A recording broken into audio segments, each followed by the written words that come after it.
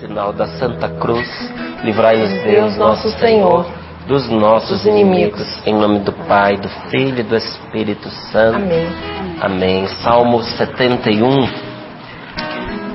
na Bíblia Ave Maria, Salmo 70, na tradução adotada pela CNBB, que é a que nós usamos aqui no Sorrindo para a Vida, Salmo 71.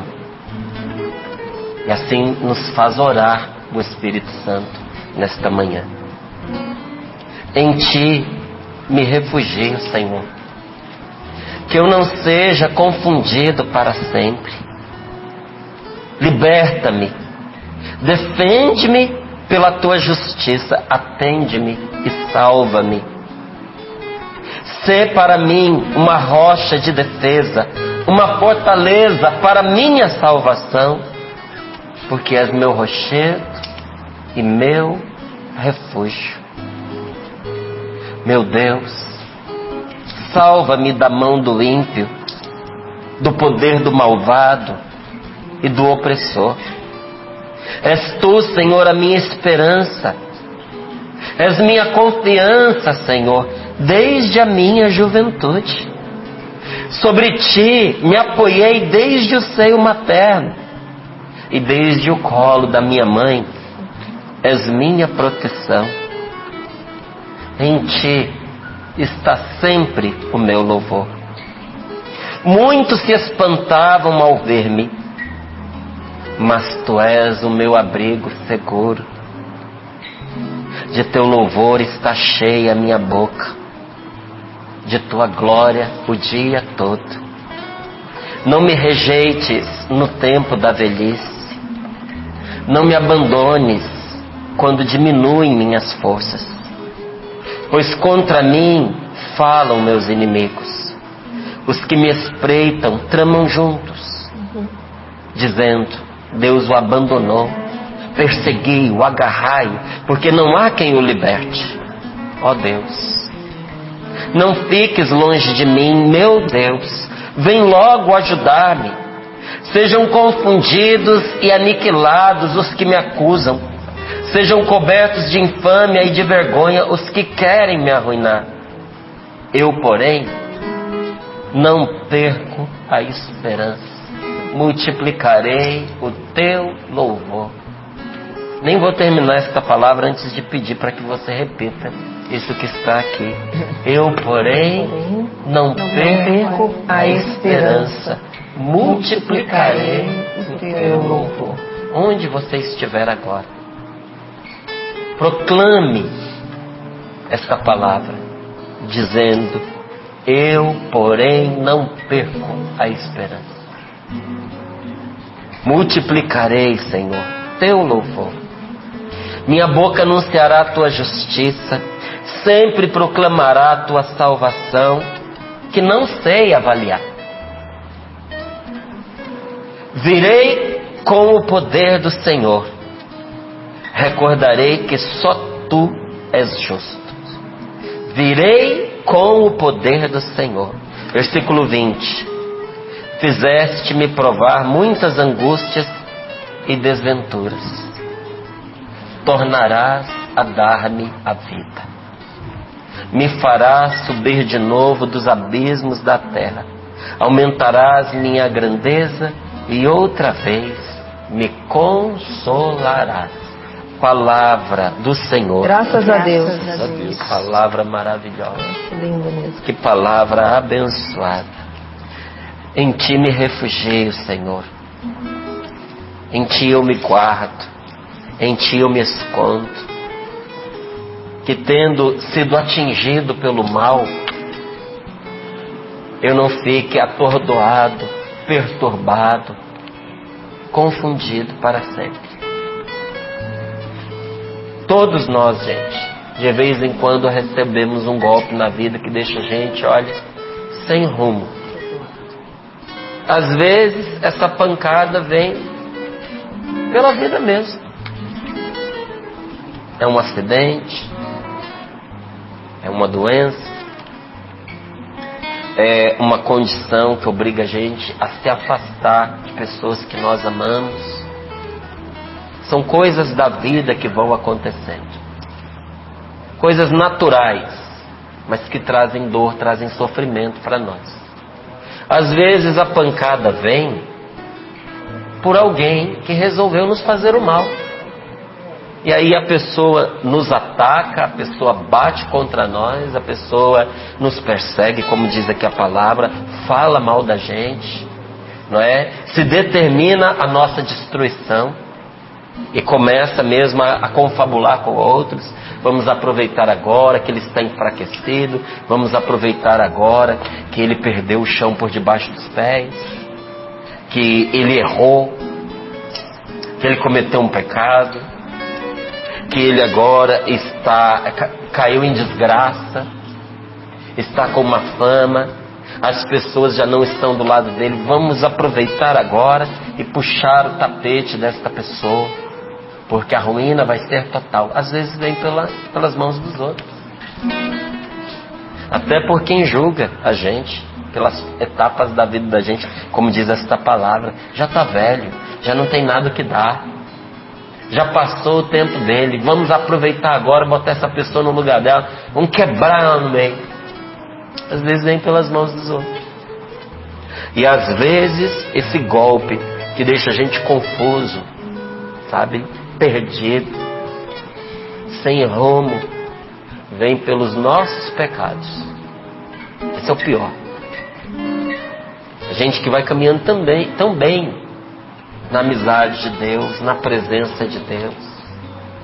Aí de vez em quando a gente faz a experiência da nossa fraqueza, porque nós fomos decepcionados, né? Uma grande tristeza entrou em nosso coração. Uma pessoa em que a gente confiava e amava tanto, nos machucou. E aí muita coisa desanda dentro do coração da gente. Ou muitas cobranças, muito trabalho, pouco resultado. A gente vai somando frustrações.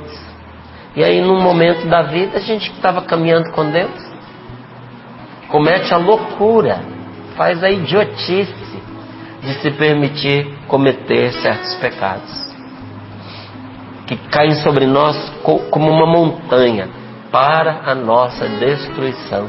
E aí a gente olha e diz: agora não tem mais jeito, agora eu me perdi, agora eu perdi minha amizade com Deus, agora eu estou sozinho. Senhor, que eu não seja confundido para sempre. Liberta-me e defende-me pela tua justiça, não pela minha. Atende-me e salva-me.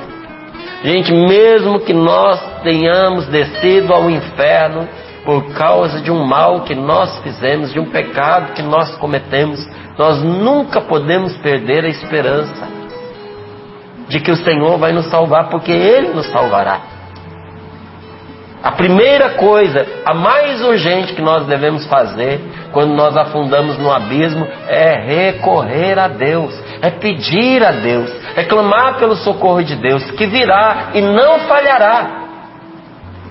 Deus não vai deixar de ajudar você, Deus não vai deixar de socorrer você. Essa certeza que você tem dentro do seu coração de que não há saída, que não há solução, de que você é um caso perdido, isso não é Deus falando com você. Isso é a tentação tentando fazer com que você não recorra a Deus.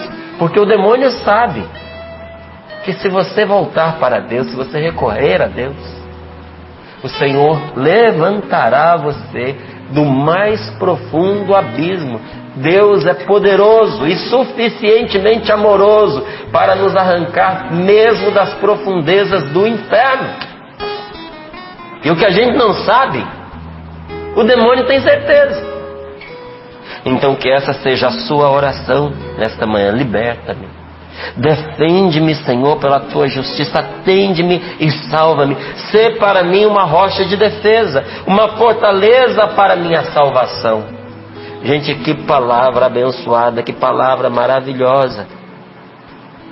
Meu Deus, salva-me da mão do ímpio, salva-me do poder do malvado, salva-me do opressor. És tu, Senhor, a minha esperança, és minha confiança, Senhor. desde a minha juventude. E lendo esta palavra eu fui me emocionando. Porque esta palavra é minha palavra. E a sua palavra também.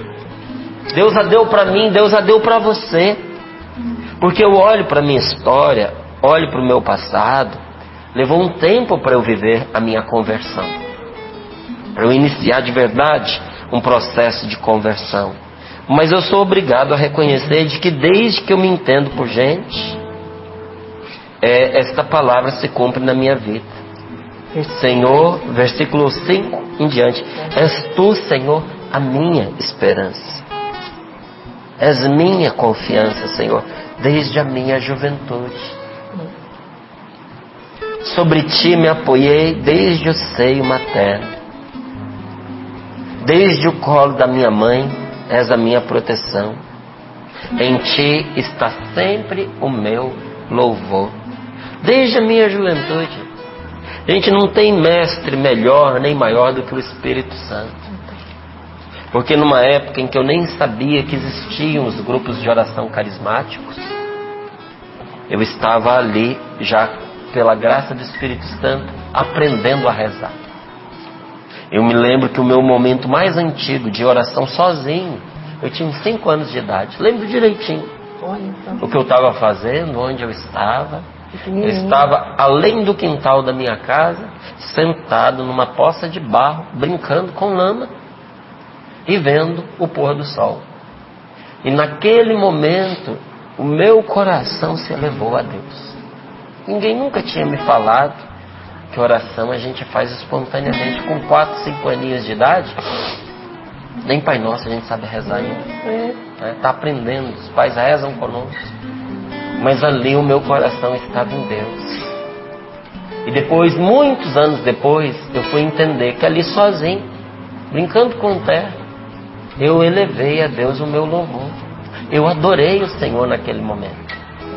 Porque Deus estava comigo. Desde a minha juventude. Desde o colo da sua mãe, que você estava no colo da sua mãe, Deus era a sua proteção. E nós não podemos nos esquecer disso nunca. Porque todos nós, gente, todos nós sem exceção, não importa a idade que você tem. Hoje seu Hervídio está fazendo 97 anos. Meu pai está fazendo 82, não é?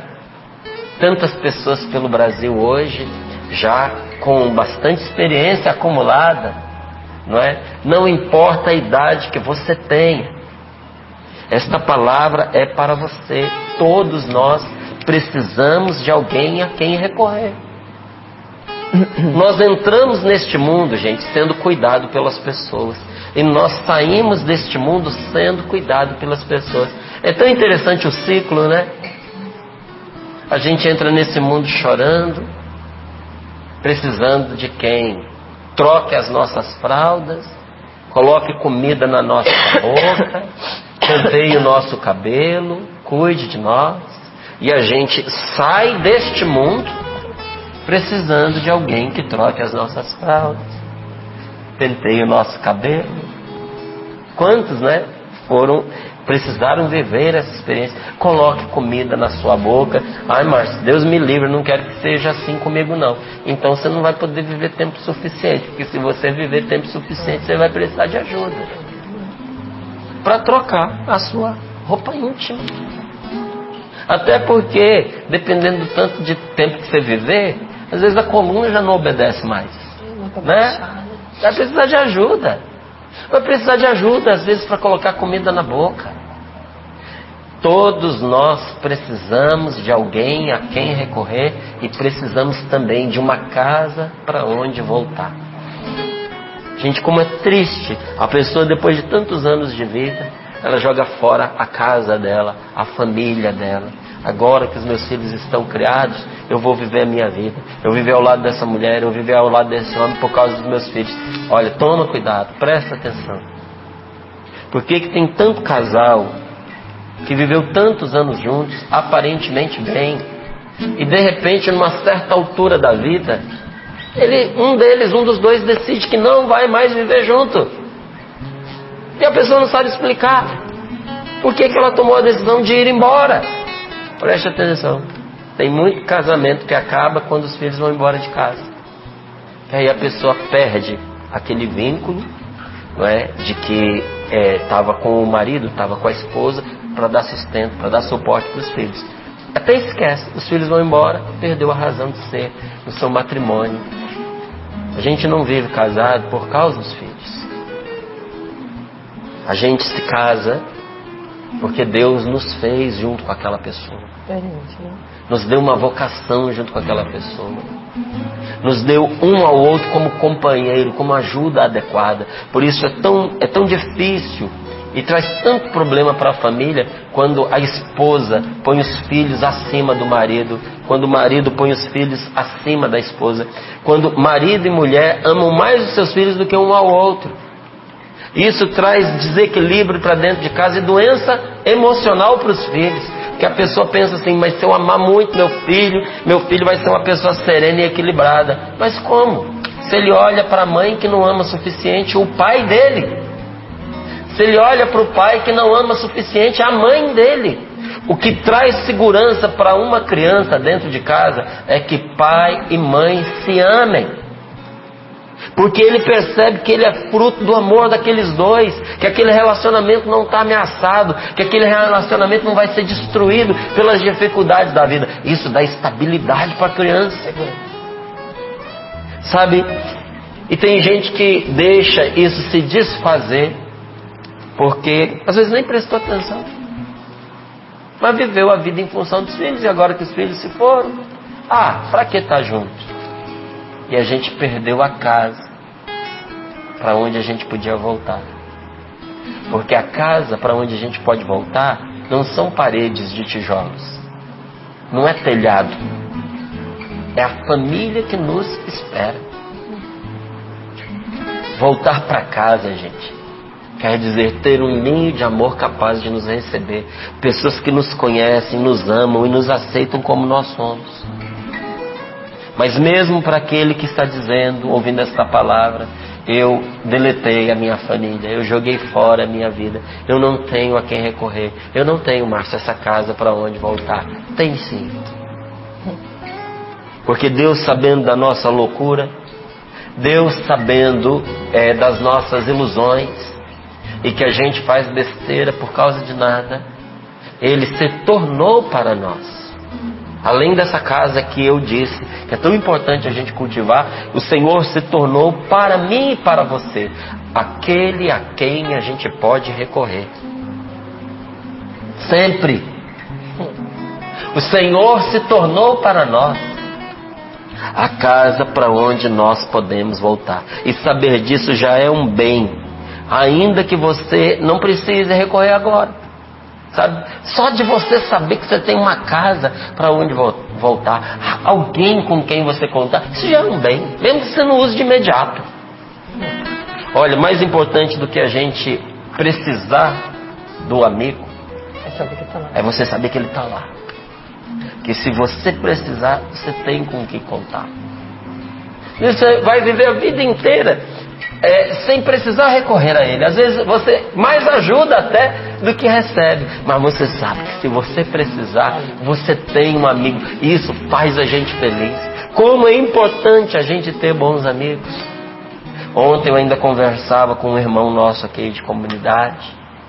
Ele partilhava comigo as suas dores, chorava o seu sofrimento, e entre as coisas que ele me contava, um sentimento de profunda solidão.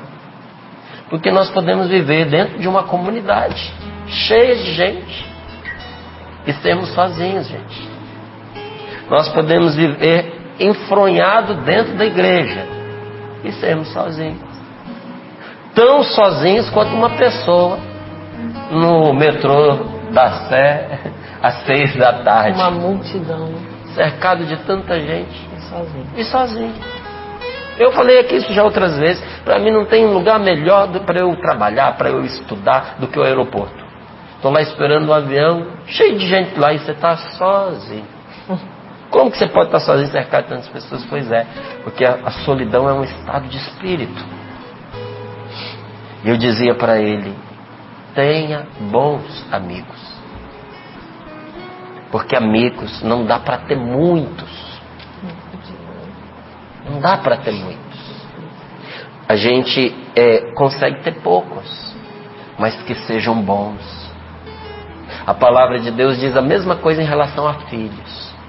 Ela diz: o que importa não é ter muitos filhos, mas ter filhos bons. E faz uma comparação: a pessoa que tem um filho ímpio era melhor que não tivesse, porque ele se torna a destruição da família, a desgraça do pai, a desgraça da mãe, só acumula tristeza. Mas quem tem um filho bom só tem alegria, é honrado por onde vai. Com amigo também é assim. É importante a gente ter bons amigos. E quando eu falo dos bons amigos, vai me passando pela cabeça os meus amigos queridos, de dentro da Canção Nova, de fora da Canção Nova.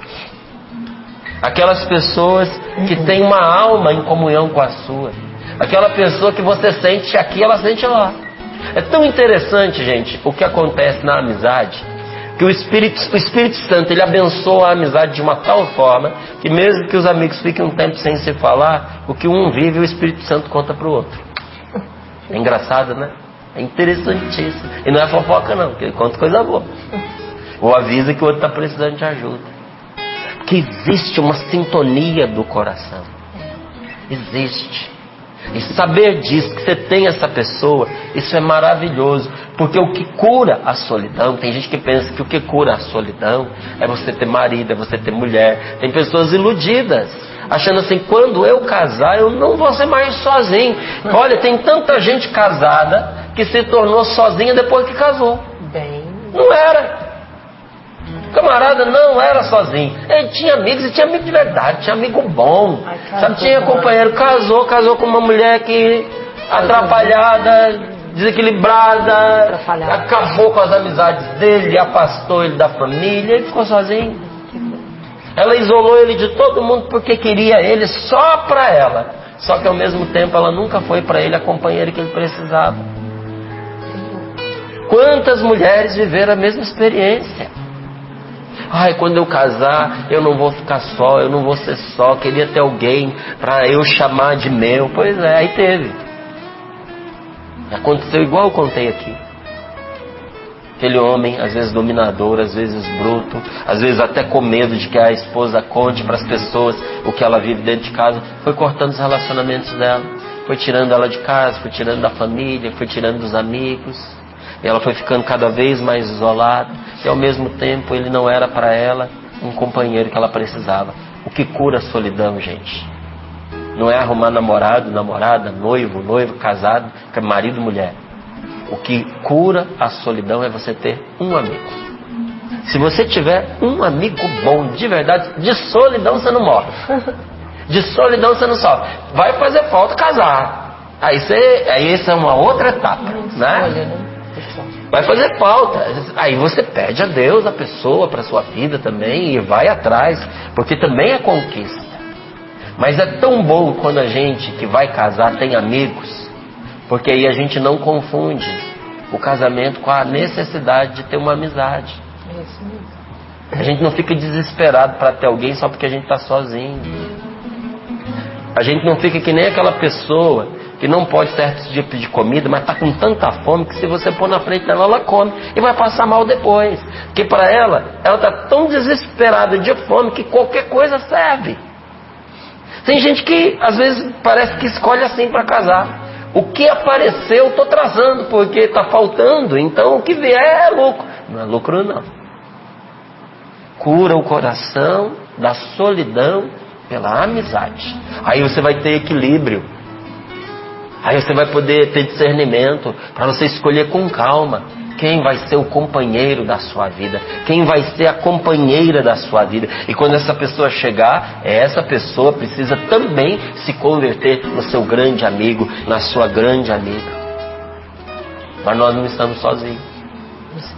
Enquanto nós procuramos essa beleza de amizade, porque a palavra de Deus nos diz que quem tem um amigo tem um tesouro, e é verdade. A palavra de Deus nos diz que o amigo é um remédio de vida eterna, de imortalidade, que quem tem um amigo não morre. Verdade.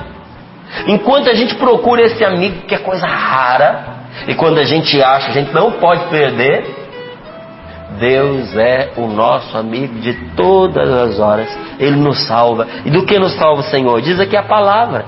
Ele nos salva da mão do ímpio, que são aqueles para quem a vida é relativa. A pessoa não teme a Deus. A pessoa ímpia, para ela, gente, a vida é relativa. Ah, você não quer? Aborta. Ah, tá muito velho, tá dando problema, tá cuidando demais, tá gastando todo o dinheiro da família com a doença. Eutanásia. Essa pessoa já deu o que tinha que dar, despacha, porque ela só está consumindo as reservas do Estado. O ímpio pensa assim. O ímpio não pensa que aquela pessoa dedicou a vida inteira a uma família. O ímpio não pensa quantos anos de sacrifício para alimentar filhos, esposa, cuidar de marido.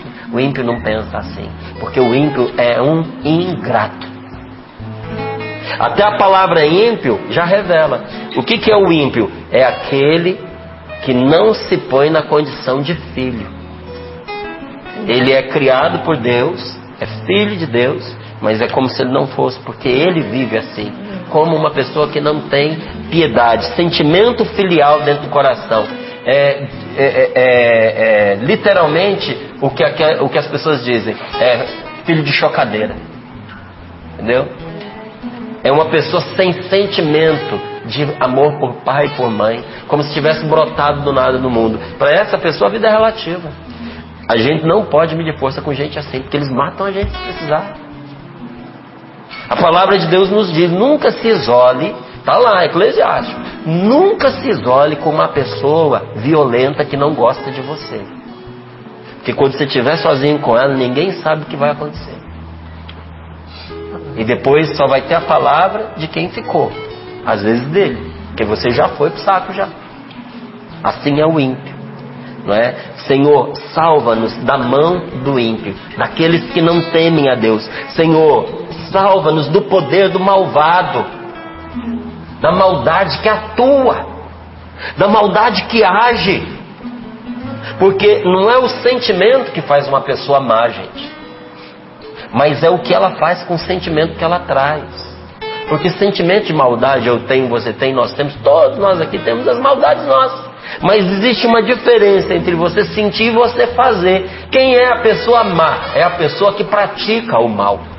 É a maldade que atua. E a palavra continua nos ensinando a rezar. Senhor, nos salva do opressor, da tentação que oprime, do diabo que nos ronda procurando a quem devorar.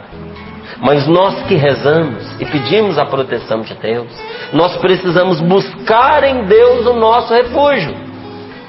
Nesses momentos de tribulação, nesses momentos de grande dor, nesses momentos de sofrimento, nesses momentos em que você sente o desespero batendo na porta da sua casa, você precisa buscar em Deus o seu refúgio. Você precisa se guardar em Deus. Você precisa se cobrir com Deus. Existem algumas tradições, alguns lugares em que quando as pessoas elas vão rezar, elas se cobrem com o manto, elas se cobrem com o véu. É muito bonito isso, porque o que a pessoa está dizendo com o corpo? Ela está dizendo, eu me cubro da presença de Deus, eu me revisto da proteção do Altíssimo, eu venho aqui me esconder debaixo do manto sagrado do Senhor. Nós precisamos, gente, naquela hora em que a gente percebe que as forças se foram, parar de brincar de ser forte quando a gente já está fraco há muito tempo. A gente precisa se refugiar em Deus, porque Deus é o lugar para onde eu escapo quando tudo parece confuso. Se você está com a cabeça dando volta, se você não sabe o que fazer, se você está perdido, você precisa correr, escapar para Deus. Tirar um tempinho para você rezar. Quando está todo mundo te pressionando, se você tiver a oportunidade de dizer, por favor, espera um pouquinho, que eu preciso ir ali. A ir ali é você encontrar um cantinho, rezar, chorar, faz o que for preciso, mas recorre a Deus. E se você não pode escapar da situação para encontrar um lugar isolado, entra em seu próprio coração, entra em ti mesmo. Este é o quarto que Jesus diz que quando você for orar, entre e feche a porta, para você orar em segredo. Que quarto é esse? É o do seu coração. Porque se fosse quarto físico, quem não tem quarto não vai poder rezar. Tem gente que não tem quarto. Entra no seu coração e recorre a Deus. Quantas vezes intercedendo por uma pessoa, rezando por uma pessoa, a pessoa me contando um problema, eu com compaixão. Mas não dá pra gente rezar ali pela pessoa, porque até ela se escandalizaria. Porque acontece às vezes num ônibus, num avião. Um dia eu sentei ao lado de uma senhora no avião, que enquanto o filho dela foi no banheiro, ela me contou a vida dela inteirinha, porque tinha que ser antes do menino voltar. Gente, olha, só por Deus para as pessoas acreditarem. Porque eu normalmente, eu não tenho assim sinais muito diferentes das pessoas que denunciem que eu sou um missionário. A minha vida precisa dizer. Sentei ali, cumprimentei a pessoa desconhecida, tranquilinho. O menino foi ao banheiro, enquanto ele foi ao banheiro, ela virou e vai, contou tudo do menino, contou tudo do pai do menino, contou todo o sofrimento dela. Não tinha como eu rezar por ela ali, como a gente costuma dizer. Mas no meu coração eu ia pedindo: Senhor, ajuda esta mulher. Senhor, seja a salvação do filho dela. Ela tinha acabado de buscar o rapaz numa casa de recuperação para dependentes químicos. 2 anos de internação. Quase morreu, quase matou a família, porque numa das crises que ele teve, tocou fogo na casa. Muito difícil, muito doloroso. Mas ali, na minha intimidade com Deus, eu pedia: Senhor, seja o socorro desta mulher. E quantas vezes fiz isso por mim mesmo? Meu Deus, vem em meu auxílio. Vem depressa socorrer-me, Senhor, porque eu preciso da tua ajuda.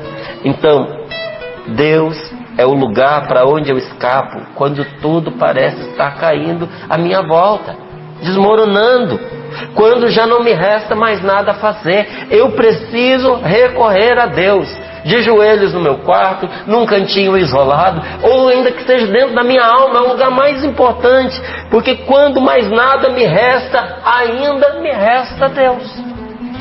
Você que nesta manhã acordou dizendo: eu não tenho mais nada, eu perdi tudo, tudo acabou, eu perdi o meu dinheiro, eu perdi a minha boa fama, eu perdi as pessoas que eu achava que eram por mim, me abandonaram, não me resta mais nada. Você nunca esteve tão enganado.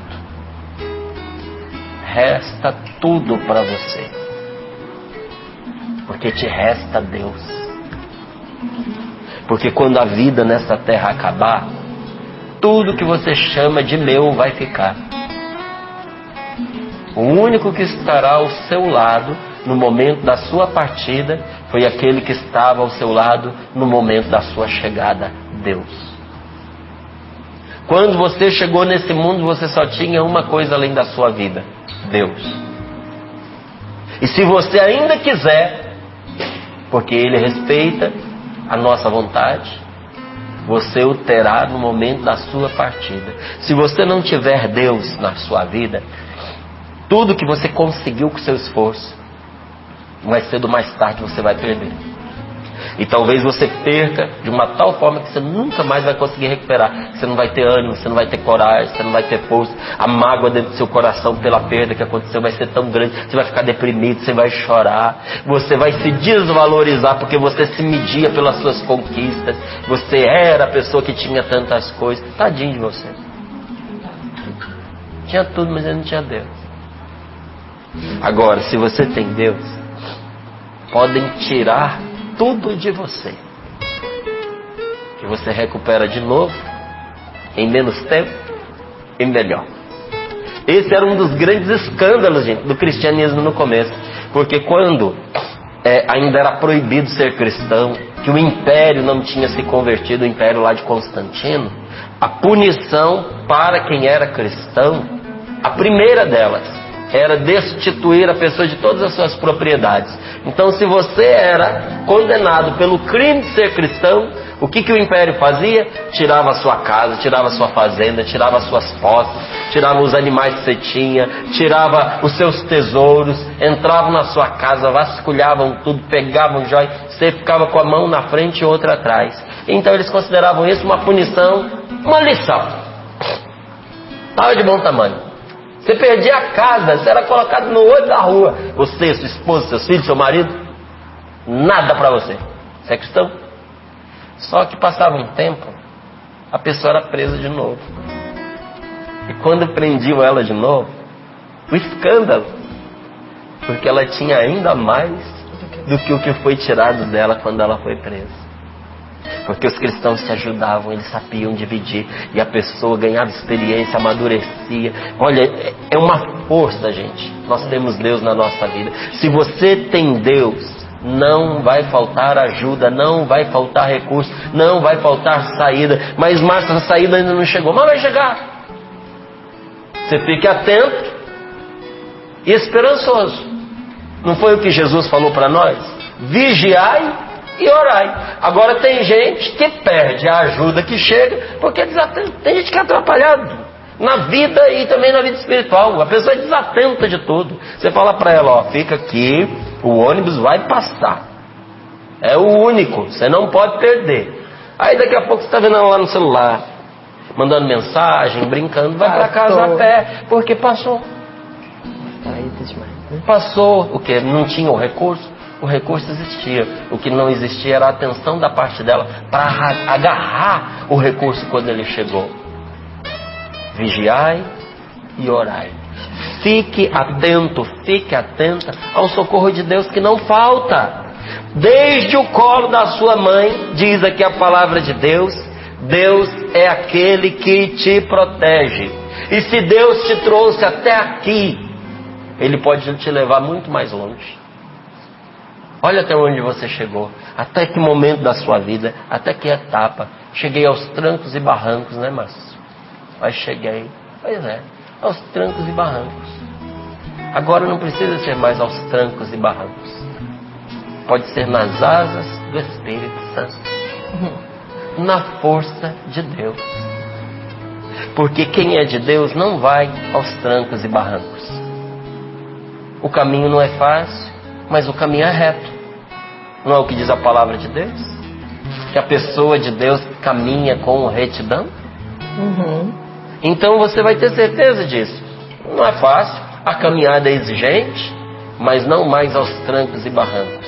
Pela força do Espírito Santo de Deus, Deus pode te levar mais longe do que você chegou até agora. Confie, confie. Márcio, eu perdi tudo que eu conquistei na vida inteira, agora eu não tenho mais tempo para poder reaver aquilo que eu perdi. Confie em Deus, porque Deus sabe o que você não sabe. Você viu o Salmo dizendo? Ele socorre de uma salvação que você não sabe avaliar. Eu não sei avaliar a salvação de Deus na minha vida, gente, eu só confio. Porque todas as vezes que eu acho que eu estou entendendo, Ele me supera, Ele me surpreende. Então, eu deixei de ficar especulando, eu confio. Faço a minha parte, trabalho, pesquiso, estudo, me aprofundo. No que é de Deus eu tenho amor, eu tenho gana pelas coisas de Deus. Mas a minha confiança nele é maior do que os meus esforços. De Deus você pode esperar sempre o bem. Sempre. Com Ele ainda é possível uma saída para a sua vida, uma saída para esse problema, uma saída para essa doença. Sempre é possível uma saída, porque Ele é o Senhor das causas irrevogáveis. Talvez alguém bata o martelo e diga, esta causa está determinada, ela é irrevogável. Só um milagre para você conseguir o que você precisa. Que gostoso ouvir isso, né? Só um milagre para você conseguir o que você precisa. Aí você para e pensa, eu conheço alguém que é especialista nessa matéria. De milagre ele entende. Deus é especialista em causas irrevogáveis. Ele é a volta das situações sem volta. Outro dia eu trazia aqui no Sorrindo para a Vida o testemunho de uma mãe que o médico contou para ela que o filho dela não tinha mais jeito. A doença, ele teve morte súbita. Passou mais de 15 minutos sem oxigênio no cérebro. Deu entrada no hospital com morte cerebral. Os médicos disseram: a morte cerebral está avançando, não tem o que fazer pelo seu filho, ninguém se salva disso. E o médico ainda deu exemplo: de 1000 casos, 2 eu testemunhei que a pessoa não faleceu, mas teve 100% de sequelas, virou um vegetal. Mas no coração daquela mãe, uma confiança, uma certeza de que o médico não estava errado, dentro dos recursos dele.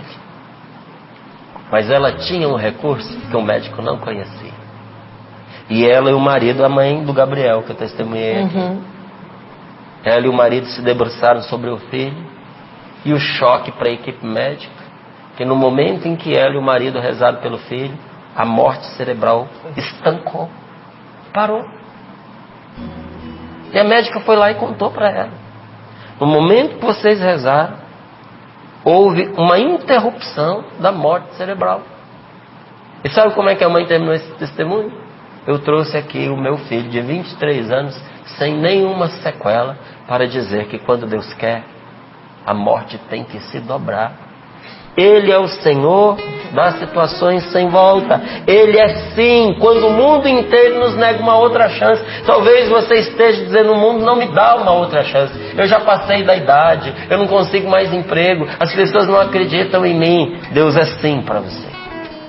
É sim. A Ele nós podemos pedir: Senhor, não me abandones quando diminuem as minhas forças, na doença, na velhice, no fracasso, na decepção, quando eu sou traído, quando eu já não consigo crer.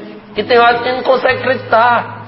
No cansaço, no abandono, não importa. Ele não nos deixa. Ao contrário, Ele fica conosco quando nós estamos mais fracos, porque é quando nós mais precisamos de força. Veja aí o versículo 9 e reze esse versículo onde você estiver. Não me rejeite, Senhor, no tempo da velhice.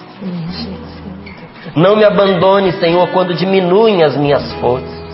Versículo 12: ó Deus, nesse dia de hoje, nessa terça-feira, não fiques longe de mim, meu Deus, vem logo ajudar-me. Quando Deus se achega, é o mal que se confunde. Que a gente rezou, né, no começo desse salmo: Senhor, que eu não fique confundido para sempre. Mas quando Deus chega, quando Deus entra, aquele que estava fazendo mal contra nós é que entra em confusão. Diante do bem, gente, o mal se arruína sozinho. Você não precisa retribuir o mal das pessoas. Não faça isso, porque senão você também será um malvado. Diante do bem, o mal se arruína sozinho. Você não precisa colocar armadilha, pedra de tropeço no caminho das pessoas que atacam você e fazem o mal a você. Você só precisa esperar. E não é desejando mal, não. Deseje que ela acorde, deseje que ela se salve, deseje que ela pare com isso, porque não tem outro destino para ela, que se ela permanecer no mal, ela vai se esculhambar todinha. E naquela altura você vai ter dó dela. Então já tenha dó antes. Já reze antes, já peça a Deus por ela antes, porque um dia, com compaixão, você talvez queira que essa pessoa seja poupada. Mas talvez seja tarde demais. Então já comece agora a rezar por essa pessoa. Seja do bem. Deixe o mal por conta de Deus. Versículo 14. Olha o que ele diz aqui para nós. Eu, porém, não perco a esperança. Eu terminando aqui com ele. Não perca a esperança. Diga mais uma vez. Eu, porém, não perco a esperança. Enquanto eu espero, eu faço o quê? Eu multiplico o louvor. Você está passando, enfrentando um desemprego? Não perca a esperança. Você perdeu um grande amor? Ou você está à espera de um grande amor? Isso é muito bonito. Esperar chegar a pessoa certa. Você já espera tanto tempo. Não perca a esperança. Você está tentando engravidar. Sua esposa está tentando engravidar. Vocês já tentaram várias vezes e parece que toda investida não dá em nada. Não perca a esperança. Você deseja a conversão do outro, porque o sofrimento está grande, mas não perca a esperança. Você espera que a sua saúde melhore, continue esperando com fé, com confiança, vai melhorar. Não perca a esperança. Um resultado, uma justiça, uma causa que você levou para ser julgada. Não perca a esperança. Nós devemos sempre ter confiança, pois nós não sabemos avaliar a salvação. Você viu aí a palavra? Você não sabe medir quando ela vem, por onde ela vem. Confie. Mas uma coisa é certa: ela sempre vem para quem confia. O socorro de Deus sempre vem para quem confia. Às vezes a provação vem com força, mas olha lá o versículo 16: mas eu virei com o poder do Senhor.